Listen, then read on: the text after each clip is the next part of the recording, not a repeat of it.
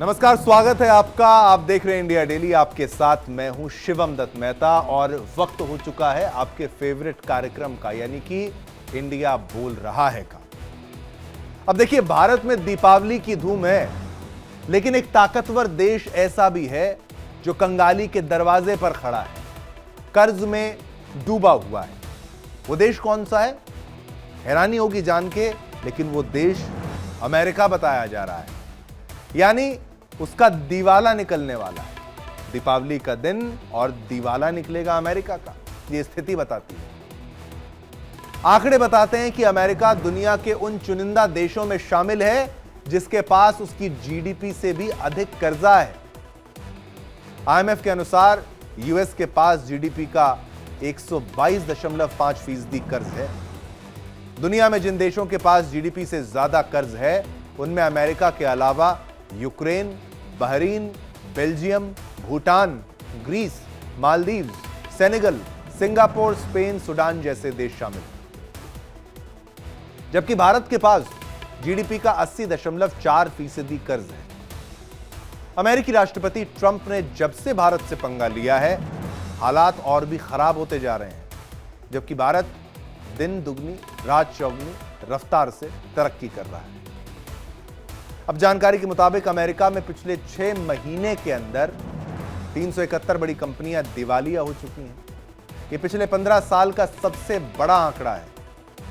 इससे पहले साल 2010 में साल की पहली छमाही में 468 कंपनियां दिवालिया हुई थी। अमेरिका में पिछले साल कुल 688 बड़ी कंपनियों ने दिवालियापन के लिए अप्लाई किया था। ये 14 साल का सबसे बड़ा आंकड़ा था। अब आपको बता देते हैं अमेरिका पर कर्ज कितना है, ये आप समझ लीजिए। देखिए, $37 ट्रिलियन, सुनकर ही दिमाग चकरा जाए। इतनी बड़ी रकम की गिनते गिनते पीढ़ियां गुजर जाएं। ये वही अमेरिका है जिसने कभी दुनिया को कहा था कर्ज में डूबोगे तो डूब जाओगे, लेकिन आज वही देश खुद कर्ज में गले तक धंसा बैठा है। सवाल यह है कि क्या यह वही सुपर पावर है जो दुनिया को चलाता है? क्या यह वही अमेरिका है जो बाकी देशों की इकोनॉमी पर भाषण देता है? या फिर यह हकीकत है कि अमेरिका बाहर से चमकदार और अंदर से खोखला हो चुका है? दुनिया की सबसे बड़ी इकोनॉमी होने के बावजूद आज अमेरिका पर सवाल उठ रहे हैं। क्या वाकई अब अमेरिका इकोनॉमिक पावर नहीं बल्कि कर्ज का गुलाम बन चुका है? क्या आने वाले वक्त में अमेरिका सुपर पावर से सुपर डेटर कहलाएगा, यानी डेप्ट में चला जाएगा, डेट में चला जाएगा? अमेरिका दुनिया का सबसे बड़ा कर्जदार देश बन गया है। पिछले 70 दिनों में देश का कर्ज 86 लाख करोड़ रुपए बढ़ा है। 86 लाख करोड़ रुपए। अब आप सोचें, कुल कर्ज 3,205 लाख करोड़ रुपए तक पहुंच चुका है। 3,205 लाख करोड़ रुपए बहुत बड़ी रकम होती है, जो देश की जीडीपी का 124% यानी 124% है। देश अपने बजट का 14% यानी 14% हिस्सा सिर्फ कर्ज का ब्याज चुकाने पर खर्च कर रहा है, जो सामाजिक सुरक्षा के बाद दूसरा सबसे बड़ा खर्च है। $37 ट्रिलियन का कर्ज। यह सिर्फ एक आंकड़ा नहीं है, बल्कि वो आईना है जो दिखाता है कि चमकदार दिखने वाला अमेरिका अंदर से कितना खोखला हो चुका है। दुनिया को आर्थिक समझ देने वाला अमेरिका आज अपनी अर्थव्यवस्था बचाने की जुगत में लगा है। सवाल यह है कि क्या आने वाले वक्त में यह कर्ज अमेरिकी ताकत को निगल जाएगा, या फिर अमेरिका अपनी पुरानी चालों से एक बार फिर दुनिया को गुमराह कर खुद को बचा लेगा? अब सवाल यह उठता है कि ट्रंप की टैरिफ नीति से भारत सबक ले लिया, लेकिन अमेरिका कब तक अर्थव्यवस्था का पैमाने पर गोते खाएगा? आज इसी पर होगी सबसे बड़ी बहस अपने खास मेहमानों के साथ। चलिए चलते हैं अपने साथ जो इस वक्त मेहमानों का पैनल है। संजीव मलिक हमारे साथ इस वक्त जुड़ चुके हैं। कर्नल संजीव मलिक जी अंतर्राष्ट्रीय मामलों के जानकार भी हैं, डिफेंस एक्सपर्ट भी हैं। बहुत बहुत शुक्रिया, धन्यवाद, आपने अपना कीमती वक्त निकाला।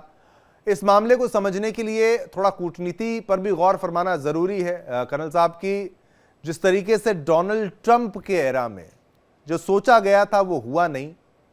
हम भी स्वागत करते थे शुरुआती दौर में, राष्ट्रवादी होना अच्छी बात है, बढ़ चढ़कर हिस्सा लेना अच्छी बात है, बड़े फैसले लेना अच्छी बात है, लेकिन बड़े ही फैसले लिए जा रहे हैं, हार्श डिसीजंस ही लिए जा रहे हैं, कोई फायदा तो मुझे होता हुआ नजर नहीं आ रहा है।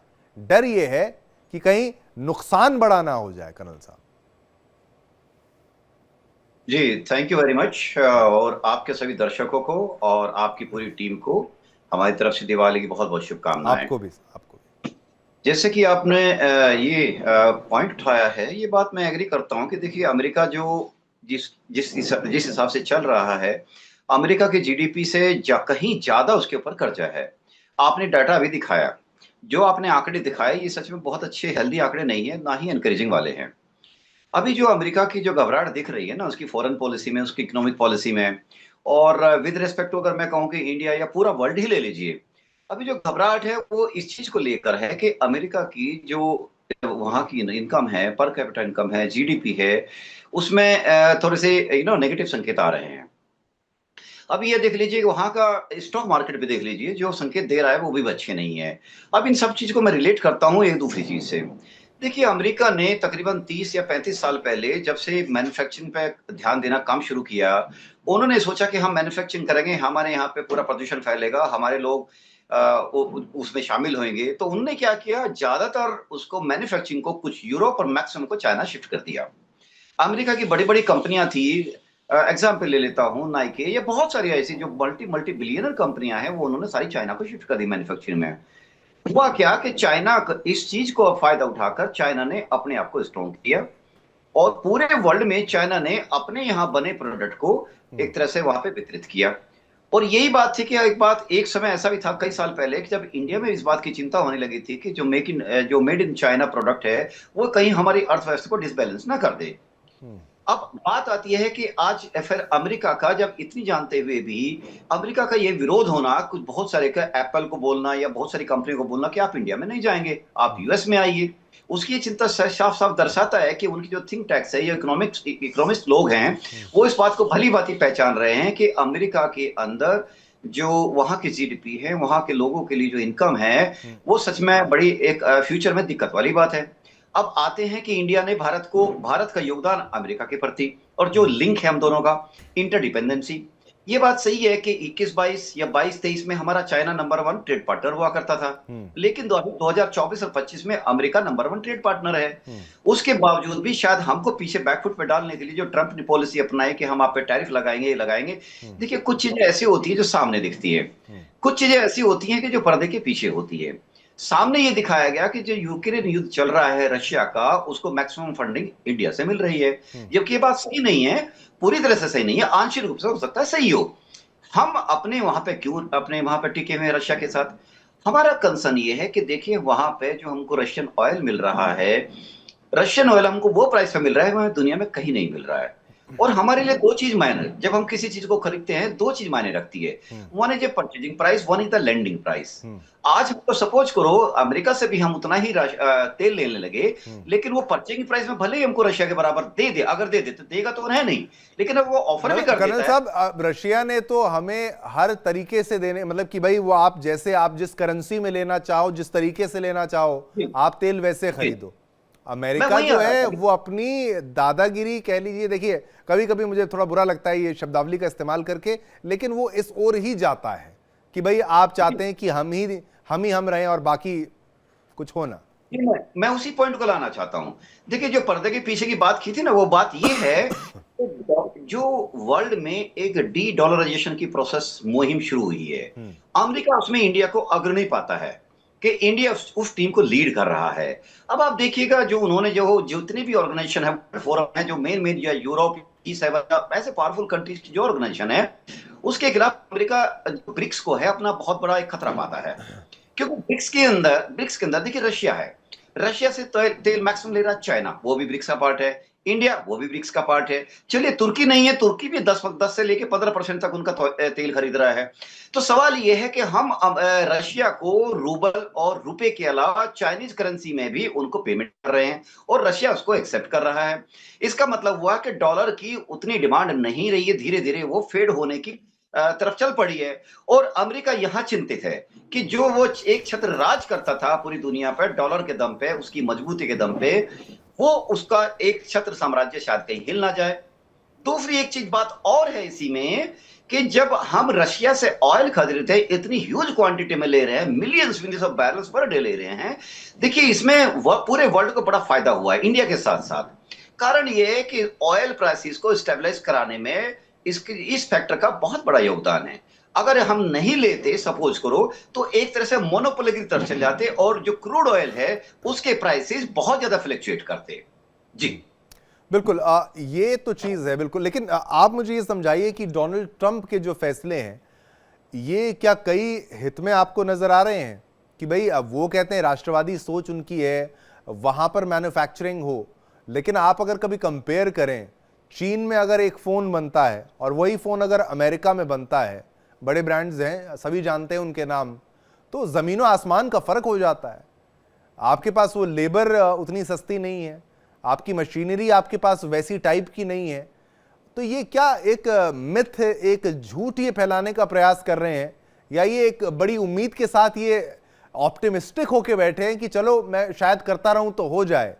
अभी तो बिल्कुल मुझे एक धुंधली फॉगी पिक्चर नजर आ रही है। इकोनॉमी में बहुत ज्यादा हर्डल है, ये एक तरीके से रॉकेट उड़ा रहे हैं और ये रॉकेट कहीं गिर ना जाए पटाखे की तरह।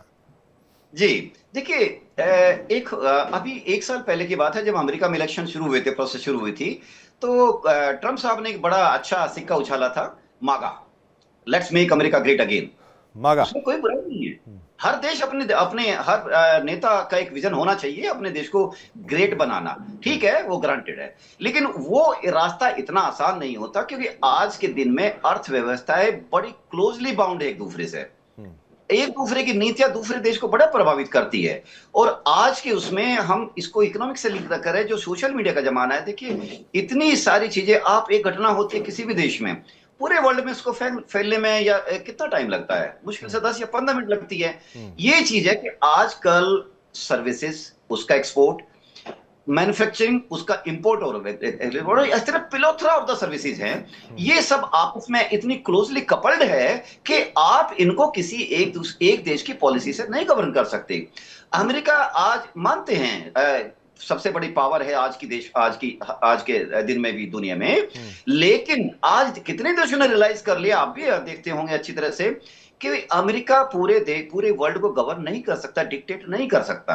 यस, साथ चल सकता है, गाइड कर सकता है, लीड कर सकता है, बट अगर अमेरिका चाहे कि दूसरे देश कुछ हो लेकिन मेरी बात मानी जाए, ये ट्रंप साहब यहाँ पे भूल कर रहे हैं। और वो बार बार कभी कह देते हैं, मैंने मोदी साहब से बात कर ली, इंडिया नहीं लेगा। हम क्यों नहीं लेंगे? हमारे पास combination buying price as well as lending price, दोनों का कॉम्बिनेशन जो अच्छा होगा हमारे देश में, वो हमारी गवर्नमेंट हमको देगी और हम उसका स्वागत करेंगे। बिल्कुल। चलिए, संजीव श्रीवास्तव जी भी हमारे साथ इस वक्त जुड़ चुके हैं। बहुत बहुत धन्यवाद संजीव जी। सबसे पहले तो आपको और आपके परिवार को दीपावली की बहुत बहुत शुभकामनाएं, और आपने अपना कीमती वक्त निकाला। मैं कर्नल साहब भी मेरे साथ जुड़े हैं, तो मेरे मन की एक बात भी मैं कह डालूं। आज हम भी ऑफिस आए हैं, नौकरी कर रहे हैं, लेकिन ये कुछ काम ऐसे हैं, कुछ डिसिप्लिन ऐसे होते हैं जहाँ पर हर किसी को सौभाग्य प्राप्त नहीं होता। तो फौजी भाइयों को भी मेरी तरफ से सैल्यूट, जो सरहद पर उनका भी बेचारा मन करता होगा, वो चाहते होंगे परिवार से मिलें, और बहुत भावुक हो जाता हूँ जब मैं ये बोलता हूँ। संजीव श्रीवास्तव जी, आपका भी बहुत बहुत धन्यवाद। कर्नल संजीव जी, आपने तो अपने जीवन काल में कितनी ही दिवालियाँ मिस करी होंगी देश के खातिर, बहुत बहुत शुक्रिया आप लोगों का। संजीव श्रीवास्तव जी, आज के टॉपिक बड़ा सरल है कि भाई अमेरिकी अर्थव्यवस्था कहाँ जा रही है, इसके ऊपर आपके 2 शब्द पहले जरूरी हैं, फिर मैं आपसे बाकी सवाल पूछूंगा। जी शिवम जी, सबसे पहले तो आपको, आपके परिवार के सभी सदस्यों को, आपके सभी दर्शकों को, हमारे जो मेहमान हैं संजीव मलिक साहब, उनको, उनके परिवार को, और पूरे राष्ट्र को, और जहां कहीं भी लोग दिवाली सेलिब्रेट कर रहे हैं, और करोड़ों अरबों की संख्या में आपके दर्शक हैं, उन सभी को मैं इस अंधकार के ऊपर प्रकाश की जो विजय का जो पर्व है दीपावली, उसकी बहुत बहुत शुभकामना और बधाई देता हूं। और ये जो पर्व है, इसका जो महत्व है आज के वर्तमान विश्व में और अधिक बढ़ गया है कि जब अंधकार का जो एक के जो का वातावरण गहराता जा रहा है, इसमें प्रकाश की बहुत आवश्यकता है। और ये पर्व मैं आशा करता हूं कि हम सभी को एक सकारात्मक ऊर्जा से भरेगा और हम प्रकाश के जो दिए हैं वो जहां कहीं भी अंधकार है वहां पर जलाने में सफल होंगे। और इतना कहने के बाद मैं अवश्य ये कहूंगा कि जहां तक भारत की अर्थव्यवस्था का प्रश्न है, भारत की अर्थव्यवस्था और भारत की जो अर्थव्यवस्था के जो फंडामेंटल्स हैं वो बहुत ही रोबस्ट हैं, मजबूत हैं, स्ट्रांग हैं। और दुनिया में चाहे कितने भी नकारात्मक वातावरण क्यों ना हम डील कर रहे हो, अनेक तरीके की नकारात्मक नीतियां और जाहिर है कि विशेष रूप से मैं जैसे कि आप चर्चा कर रहे हैं कि यूनाइटेड स्टेट्स ऑफ अमेरिका की जो टैरिफ पॉलिसी की वजह से हमें भी चुनौती का सामना करना पड़ रहा है, लेकिन इन सब के बावजूद भी भारत की अर्थव्यवस्था आज मैं बहुत गर्व के साथ कहता हूं, बहुत खुशी और हर्ष के साथ कहता हूं कि ये विश्व की सबसे तेज गति से बढ़ती हुई मेजर इकोनॉमी है। और इस अर्थव्यवस्था के साथ यदि अमेरिका सहयोग करता, अमेरिका का यदि कोलैबोरेशन होता तो जाहिर है कि ये जो अमेरिका और भारत दोनों के लिए अच्छा होता। लेकिन दुर्भाग्य से वर्तमान समय में जो अमेरिका का प्रशासन है, उसकी जो नीतियां हैं वो भारत के लिए चुनौतियां पैदा कर रही हैं। और जैसा कि आप जानते हैं कि भारत और अमेरिका की जो स्ट्रेटेजिक पार्टनरशिप है, पूर्णिमा नाथ जी यहाँ बैठी हुई हैं और जाहिर है कि वो इस बात को अच्छी तरह से जानती है, समझती हैं कि ये जो भारत और अमेरिका के जो संबंध है वो कितने महत्वपूर्ण हैं और इस पूरे सदी को डिफाइन करने वाली सबसे महत्वपूर्ण पार्टनरशिप्स में एक है, जिसको हम कहते हैं कंप्रेहेंसिव ग्लोबल स्ट्रेटेजिक पार्टनरशिप, जो इंडिया यूएस की पार्टनरशिप है। और इस पार्टनरशिप में यदि इस तरीके की सद्बुद्धि प्रिवेल करे कि हम दोनों को साथ मिलकर के चलना है, we will have to work together, act together, move together, तो ये जो $5 बिलियन का हमने लक्ष्य रखा हुआ है 2030 तक का, भारत और अमेरिका का जो बायलैटरल ट्रेड को ले जाने का, वो तो हासिल करने में जरूर सफल होते हैं। लेकिन जो ये रोड ब्लॉक्स पैदा किए जा रहे हैं और आर्टिफिशियल रोड ब्लॉक्स हैं, मैन मेड क्राइसिस है, जाहिर है कि इसकी वजह से अनेक तरीके की चुनौतियां पैदा हो रही हैं, जो कि अच्छा नहीं है। हम तो ये चाहेंगे कि भारत का भी विकास हो, अमेरिका का भी विकास हो, पूरे विश्व में एक शांति, सुरक्षा, स्थिरता, संपन्नता है। इसी बात को भारत लगातार प्रोपेगेट करता है। और देखिए शिवम जी, जो दिवाली और जितने भी इस तरह के फेस्टिवल्स आते हैं, इसका एक मैसेज भी है। एक मैसेज बहुत मैं आज के दिन में विशेष रूप से कहना चाहता हूं कि जो शुभ विचार है, जो अच्छा विचार है, विजय उसी की होगी, प्रकाश की ही विजय होगी, सद्बुद्धि की ही विजय होगी, विजडम ही प्रिवेल करेगा अल्टीमेटली। लेकिन ये विजडम यदि जल्दी प्रिवेल कर जाए तो ज्यादा अच्छा होगा। बहुत ज्यादा नुकसान पहुंचाने के बाद यदि विजडम आता है तो जाहिर है कि उसका फिर हमें बहुत सारा पश्चाताप भी करना पड़ता है कि अच्छा होता कि ये नीतियां नहीं आई होती और हम पहले से की तरह से आगे बढ़ रहे होते। तो अल्टीमेटली जब हमें पता है कि जो विजडम को ही प्रिवेल करना है, शुभ विचार की ही विजय होगी, प्रकाश की ही विजय होगी, तो अंधकार में जाने क्यों जाया जाए, पहले ही प्रकाश की तरफ बढ़ा जाए और साथ में बढ़ा जाए। ये संजीव जी, आपकी बात मैं मानता हूं, मैं आशा करता हूं। हाँ, आपकी बात ये है कि भाई पॉजिटिव लाइट पर इसको आगे लेके जाना चाहिए। लेकिन ये पिछले डोनाल्ड ट्रंप और इस वाले डोनाल्ड ट्रंप में क्या फर्क है? स्वागत करना चाहूंगा, हमारे साथ धीरज जी भी जुड़े हुए हैं, पूर्णिमा जी भी हमारे साथ इस वक्त हैं। पूर्णिमा नाथ जी, आपको भी दीपावली की बहुत बहुत शुभकामनाएं, बहुत बहुत बधाई आपको और आपके परिवार को भी। और डॉक्टर धीरज भी हमारे साथ हैं, डॉक्टर धीरज कौल जी, भू राजनीतिक विशेषज्ञ हैं, आपका भी बहुत बहुत शुक्रिया। हैप्पी दिवाली आपको भी, आपके परिवार को भी। लेकिन पूर्णिमा जी, पहले आपसे मैं ये सवाल लूंगा क्योंकि राजनीतिक विषय भी है, पिछले डोनाल्ड ट्रंप में और इस वाले डोनाल्ड ट्रंप में क्या फर्क हो गया है, ये भी हमें समझना बहुत जरूरी है। और अमेरिकी इकोनॉमी में जो कर्ज बढ़ता जा रहा है, डेट जिसको कहते हैं, उसका कारण क्या है? ये कर्ज के दबाव में अमेरिका जो जा रहा है, 124% जो बता रहे हैं 2025 में, इन तमाम चीजों को लेकर आपकी क्या एनालिसिस रहेगी, आपका क्या स्टैंड रहेगा? Thank you so much.